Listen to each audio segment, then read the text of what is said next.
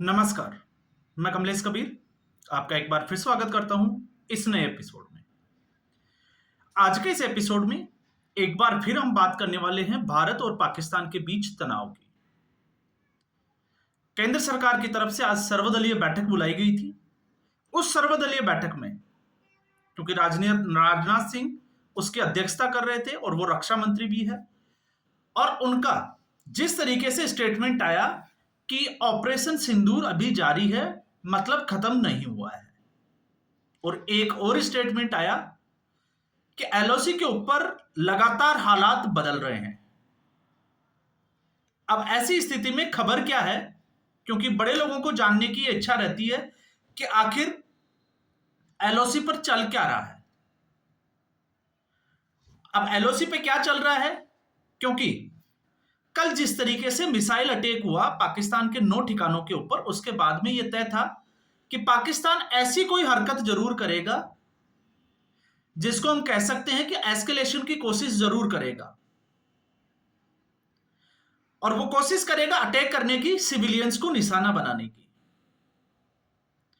अब चूंकि मैं पंजाब में हूं, तो पंजाब में इस वक्त जिस तरीके के हालात है, बॉर्डर के गांव जो है वो खाली करा चुके हैं।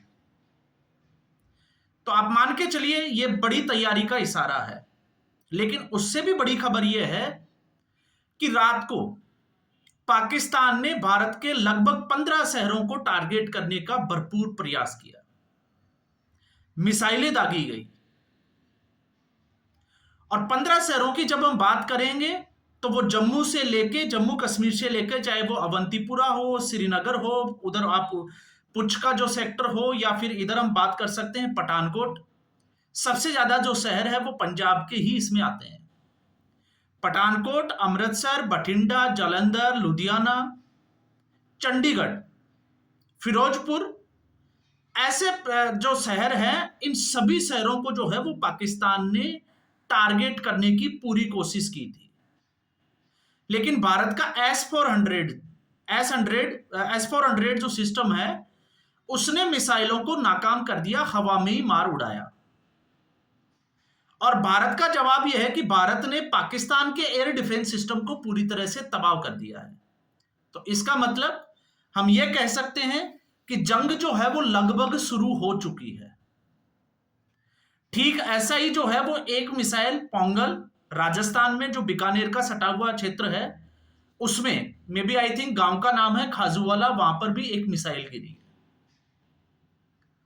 ठीक गुजरात की अगर हम बात करें तो गुजरात के रण क्षेत्र में एक ड्रोन है, वो मिला है, और जब उसकी जांच की गई तो उसमें पाया गया कि किस तरीके से वो ड्रोन रात को एंटर किया। तो स्थिति यह बनी है कि पाकिस्तान जो है वो बड़े हमले की फिराक में था। अब पाकिस्तान इस तरीके से बौखलाया हुआ है, आप इसको ऐसे भी समझ सकते हैं कि भारत में रात को उसका जो है वो एक भी दाव नहीं चला, बल्कि उलट आज सुबह से अगर हम बात करें तो पाकिस्तान के लगभग 5 शहरों में एक के बाद एक ड्रोन अटैक हो रहे हैं। अब ऐसी स्थिति में अंदाजा यह लगाया जा रहा है कि यह अटैक जो है वो कहीं पाकिस्तान की रणनीति का हिस्सा तो नहीं है। अब ऐसा क्यों कहा जा रहा है, उसके पीछे का कारण यह है क्योंकि भारतीय सेना इन 5 शहरों में अंदर तक जो है वो घुस नहीं सकती है, अभी घुसी नहीं है। क्योंकि लाहौर में 3 धमाके सुबह हुए, उसके बाद में एक बड़ा धमाका हुआ कराची में। लेकिन कराची के बाद में जो धमाका हुआ, उसके बाद में पाकिस्तान आर्मी की तरफ से एक प्रेस कॉन्फ्रेंस रखी गई थी। उस प्रेस कॉन्फ्रेंस में यह कहा गया कि हेवी गन से जो है वो फायरिंग की जा रही है।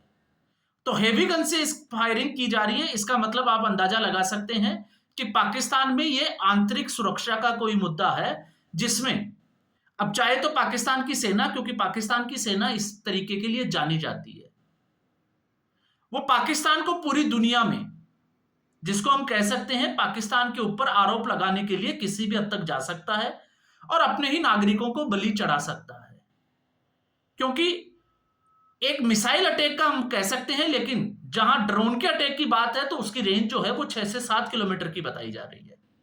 तो इसका मतलब अगर लाहौर, कराची और दूसरी जगह पे अगर इस तरीके के हमले किए जा रहे हैं तो वो पाकिस्तान के अंदर से ही किए जा रहे हैं, एक सटीक टारगेट पे जो है वो निशाना लगाया जा रहा है। अब कयास तो जो है वो दुनिया भर के लगा रहे हैं कि कहीं जो है वो बलोच तो इसमें शामिल नहीं है, लेकिन जो भी हो, मामला जो है, कल तक हम बात कर रहे थे कि पाकिस्तान जो है वो एस्केलेशन के लिए जाएगा नहीं या फिर जाएगा। तो पाकिस्तान की रात की जो कार्रवाई थी, उस कार्रवाई से एक तस्वीर जरूर साफ हो गई है कि पाकिस्तान जो है वो चुप तो नहीं बैठेगा। और पाकिस्तान चुप नहीं बैठेगा तो भारतीय सेना की तैयारियां क्या है, उस पे हम जो है वो ज्यादा चर्चा नहीं करेंगे, लेकिन इतना जरूर है कि भारतीय सेना बड़ी मुस्तैदी के साथ जो है वो सामना करने के लिए तैयार है। और भारतीय सेना ने S-400 जो डिफेंस सिस्टम है उसको पूरा एक्टिवेट कर रहा है, जो कि गुजरात से लेके हम कश्मीर तक इसकी बात कर सकते हैं कि भारतीय सेना ने एयर डिफेंस सिस्टम को एक्टिवेट कर रखा है। आप सोच के देखिए, अगर एयर डिफेंस सिस्टम एक्टिवेट नहीं होता तो शायद रात को जो है वो कुछ कैजुअलिटी होती और हमें पता लगता कि पाकिस्तान ने भी कुछ जगहों के ऊपर हवाई फायर किए हैं।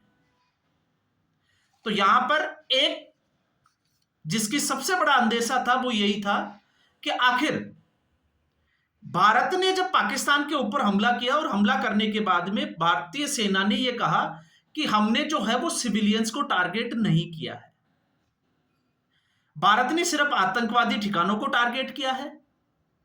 इसके अलावा भारत ने कहा कि उन्होंने पाकिस्तान की मिलिट्री को निशाना नहीं बनाया है और सिविलियंस को निशाना नहीं बनाया है। तो एस्केलेशन की कोई कार्रवाई भारत ने अपनी तरफ से नहीं की।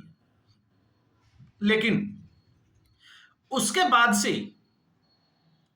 पाकिस्तान से एक जो तस्वीर आई वो बड़ी हैरानजनक थी कि पाकिस्तान में जहां मसूद अजहर की एक चिट्ठी आती है कि काश वो भी जो है वो मर जाता, क्योंकि उसके परिवार के 14 लोगों की इस हमले में जान चली जाती है। लेकिन बड़ी दुखद खबर यह है कि आतंकवादियों के जनाजे में पाकिस्तान की आर्मी शामिल है। और पाकिस्तान की जब हम फौज की बात करते हैं तो इस वक्त पाकिस्तान में पंजाब एक तरफ है और पूरा पाकिस्तान जो है वो इस बार जो है वो एक तरफ है। और जिस तरीके से पाकिस्तान पे दूसरे एंड से बलोचिस्तान के बलोच लड़ाकों ने जो है वो हमला कर रखा है। खबर यह है कि उन्होंने भी जो है वो एक सेना की गाड़ी को उड़ाया है ब्लास्ट करके, और उसमें 14 सैनिकों की जान गई है। उसके पीछे कारण यही है क्योंकि पंजाब के जो लड़ाके हैं उन्होंने बलोच की संस्कृति को, और बलोच जिसमें सबसे ज्यादा रिसोर्सेज अवेलेबल है, संसाधन, उनका इस्तेमाल जो है वो पाकिस्तान आर्मी, क्योंकि पाकिस्तान की आर्मी में पंजाब का कब्जा है, तो ऐसे में आज भी बलूचिस्तान के लोग जो है वो गरीब हैं, तो इसलिए उनका शोषण किया जा रहा है और वो अब पाकिस्तान के खिलाफ खड़े हो चुके हैं। तो एक फ्रंट पर जो है वो बलोच हैं, दूसरी तरफ भारत जो है वो उसने अपना फ्रंट खोल रखा है। और तीसरा, कल अफगानिस्तान में तालिबान की जो सरकार है उसकी तरफ से भी एक स्टेटमेंट आया है कि किसी भी सूरत में वो पाकिस्तान के साथ खड़ी नहीं है, और अपनी जनता से भी जो है, और तालिबान की जो सरकार, तालिबान के जो लड़ाके हैं उनसे भी ये कहा है कि वो किसी भी सूरत में पाकिस्तान का साथ नहीं दे। तो पाकिस्तान तीन तरफ से जो है वो अकेला पड़ चुका है, और हालात ये है कि पूरी तरीके से बौखलाया हुआ है। और बौखलाया इसलिए है क्योंकि इस बार भारत ने जो कार्रवाई की है, ऑपरेशन सिंदूर किया है, उसकी शायद पाकिस्तान ने उम्मीद भी नहीं करी होगी कि ये इतना भयानक होने वाला है। और जहां रही बात भारत सरकार की, तो भारत सरकार ने सर्वदलीय बैठक की, सभी पार्टियों को जो है वो सारी सिचुएशन बता दी है। और अभी इस वक्त जिस तरीके से हम बात कर रहे थे, और ऐसा होना भी चाहिए लोकतंत्र के लिए कि सभी पार्टियां इस वक्त जो है वो सरकार के साथ खड़ी है।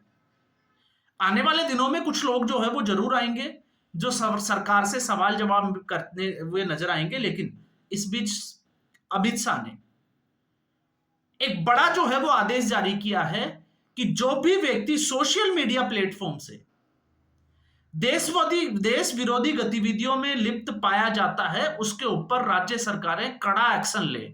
और ऐसा लगभग जो है वो 9 राज्यों की सरकारों को अमित शाह की तरफ से आदेश दिया गया है। तो मुझे लगता है कि जो लोग सोशल मीडिया प्लेटफॉर्म पे काम करते हैं, ये उनके लिए है कि किसी भी सूरत में फेक न्यूज फैलाने से बचें, क्योंकि खबरें जो है वो अफवाहों का दौर चल रहा है।